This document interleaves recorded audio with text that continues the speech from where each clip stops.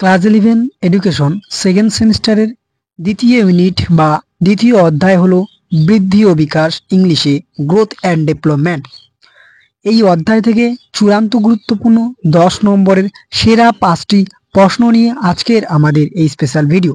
আশা করি তোমরা সকলেই জানো এই অধ্যায় থেকে 2 নম্বরের 2টি প্রশ্ন অর্থাৎ 4 নম্বর এবং 10 নম্বরের একটি প্রশ্ন পরীক্ষায় আসবে। 5 নম্বরের কোনো প্রশ্ন এই অধ্যায় থেকে তোমাদের পরীক্ষায় আসছে না। ওকে, আজকের এই ভিডিওটিতে আমরা সেরা 5টি 10 নম্বরের প্রশ্নের উত্তর নিয়ে এসেছি। অবশ্যই এর পিডিএফটি তুমি ডাউনলোড করতে পারবে এবং পিডিএফটি ডাউনলোড করার আগে তুমি ভালোভাবে বুঝে নাও যে তুমি কিভাবে এর উত্তর লিখবে এবং কোন কোন জায়গাগুলিকে তুমি ভীষণ গুরুত্ব দেবে, পরীক্ষায় কেমন ধরনের প্রশ্ন আসবে। এছাড়াও পরীক্ষায় যেমন ধরনের প্রশ্ন আসুক না কেন তুমি এর সঠিক উত্তরটি কিভাবে লিখে আসবে তা তোমার কাছে একেবারে জলের মতো পরিষ্কার হয়ে যাবে। তাই অবশ্যই ভিডিওটি তুমি প্রথম থেকে শেষ পর্যন্ত দেখতে থাকো। আর অনেকেই তোমরা কমেন্ট করো যে এই ভিডিওর পিডিএফ এর পাসওয়ার্ডটি কত। দেখো, আমরা ভিডিওর মধ্যে কিন্তু সমস্ত কিছু বলে দিই, তাই ভিডিও শেষ পর্যন্ত না দেখে এরকম অপ্রাসঙ্গিক কমেন্ট করবেন না যে ভিডিওর পিডিএফ এর পাসওয়ার্ড। আমরা কিন্তু অলরেডি সেটা ভিডিওর স্ক্রিনের মধ্য দিয়ে তুলে ধরি। তাই অবশ্যই ভিডিওটি শেষ পর্যন্ত দেখতে থাকো। আশা করি ভিডিওর পিডিএফটি ডাউনলোড করতে কোনো অসুবিধা হবে না। আর যারা এখনো আমাদের এই চ্যানেলটিকে সাবস্ক্রাইব করোনি অবশ্যই সাবস্ক্রাইব করে দিও। ভিডিওটি ভালো লাগলে অবশ্যই বন্ধুদের মাঝে শেয়ার করো। তো চলো শিক্ষার্থী বন্ধুরা, দেরি না করে আজকের এই স্পেশাল ভিডিওটি আমরা শুরু করছি। দেখো, আজকের কি গুরুত্বপূর্ণ প্রশ্ন থাকছে 10 নম্বরের জন্য। প্রথম প্রশ্ন, বৃদ্ধি কাকে বলে, বৃদ্ধির বৈশিষ্ট্যগুলি সংক্ষেপে আলোচনা করো। তো তুমি প্রথমে সুন্দর করে বৃদ্ধি কাকে বলে এই ইন্ট্রোডাকশনটি তুমি দিয়ে দেবে, অর্থাৎ বৃদ্ধি বলে প্রয়াণ করবে। এরপর দেখো, বৃদ্ধির বৈশিষ্ট্যাবলীর বিন্যাস, এই পয়েন্টটি তুমি কিভাবে করবে।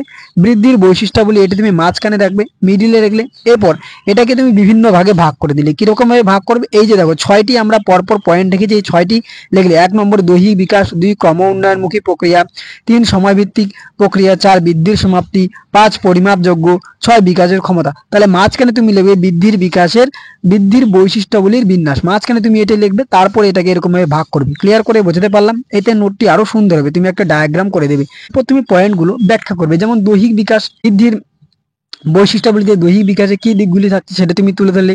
2 ক্রমোন্নয়নমুখী প্রক্রিয়া। ওকে, এরপরে ধরো কি থাকছে, সময় ভিত্তিক পরিবর্তন। নেক্সট থাকছে যে বৃদ্ধির সমাপ্তি, তারপরে পরিমাপযোগ্য, পরবর্তী পয়েন্ট বিকাশের ক্ষমতা। দেখো, তুমি বেশি লিখলেই যে বেশি নাম্বার পাবে এটা ভুল ধারণা, কারণ তোমাকে টু দ্য পয়েন্ট আনসার লিখতে লাগবে। আর এই নোটটি যদি তুমি লিখে আসতে পারো একেবারে ফুল মার্কস পাবে 10-এ 10 নম্বর পাবে। অবশ্যই যেভাবে ডায়াগ্রামটি বলা হলো সেরকম ভাবে ডায়াগ্রামটি তুমি লিখবে। এরপরে আমরা আসি পরবর্তী গুরুত্বপূর্ণ একটি প্রশ্ন, বিকাশ কাকে বলে, এর বৈশিষ্ট্যগুলি দেখো। বিকাশ কাকে বলে, এই বিকাশ নিয়ে সুন্দর একটি ইন্ট্রোডাকশন দেওয়া রয়েছে। এরপরে দেখো কি রয়েছে, বিকাশের বৈশিষ্ট্যাবলী শ্রেণীবিন্যাস।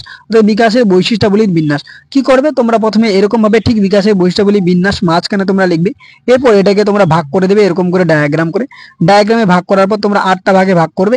1 নম্বরে দেবে গুণগত বিকাশ, সর্বাঙ্গীন বিকাশ, ক্রম অনুসরণ, এরকম করে তোমরা পরপর ভাগ করবে। আমরা এখানে দিয়ে রেখেছি এই যে পয়েন্টগুলো দেওয়া রয়েছে, এটা তুমি ডায়াগ্রাম আকারে করে নেবে।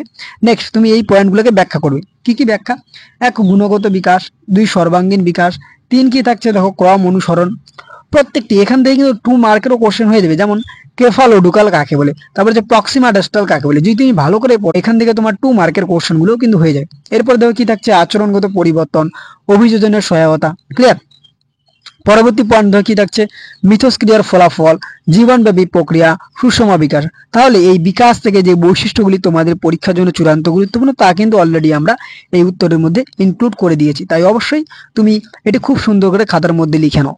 দেখো, একটা চূড়ান্ত গুরুত্বপূর্ণ প্রশ্ন রয়েছে, শৈশব কাকে বলে, শৈশবকালে বিকাশের গুণগত বৈশিষ্ট্য লক্ষ্য। এটিও একটি ভীষণ গুরুত্বপূর্ণ প্রশ্ন। প্রথমে আমরা শৈশবকাল কাকে বলে, এখানে ধরে তোমাদের পরীক্ষার 2 মার্ক থাকবে। এই 2 মার্কের জন্য উত্তরটি আমরা খুব সুন্দর করে দিয়ে দিয়েছি শৈশবকাল নিয়ে। এরপরে এর বিকাশগত বৈশিষ্ট্যগুলি রেখেছি। দেখো, বিকাশগত বৈশিষ্ট্যগুলি কি, প্রথমে রয়েছে দৈহিক বিকাশ। ভালো করে আগে বুঝে নাও, নাহলে কিন্তু তুমি কিছুই বুঝতে পারবে না নোটটি পড়তে গেলে অথবা নোটটি লিখতে গেলে। এরপর দেখো দৈহিক বিকাশ, বিকাশের বৈশিষ্ট্যগুলিকে বেশ কয়েকটি ভাগে ভাগ করা হয়েছে শৈশবকালে। একটি হচ্ছে দৈহিক বিকাশ। এই দৈহিক বিকাশের প্রথমে সময়কাল আমরা লিখেছি যে হচ্ছে শৈশবকাল কোন সময়টা, ভূমিষ্ঠ থেকে 5 বা 6 বছর পর্যন্ত সময়কালকে শৈশবকাল বলা হয়। এরপর বৈশিষ্ট্যগুলির মধ্যে অর্থাৎ দৈহিক বিকাশের মধ্যে কি কি বৈশিষ্ট্য রয়েছে আমরা 1, 2, 3 করে রেখেছি। 1, 2, 3। এরপরে আমরা পরবর্তী পয়েন্ট রেখেছি মানসিক বিকাশ বা সাইকোলজিক্যাল ডেভেলপমেন্ট। মানসিক বিকাশের মধ্যেও দেখো 1 নম্বর, 2 নম্বর, 3 নম্বর করে আমরা রেখেছি। পরবর্তী থাকছে সামাজিক বিকাশ শৈশবকালে 1, 2 এবং 3। তারপরে থাকছে 4।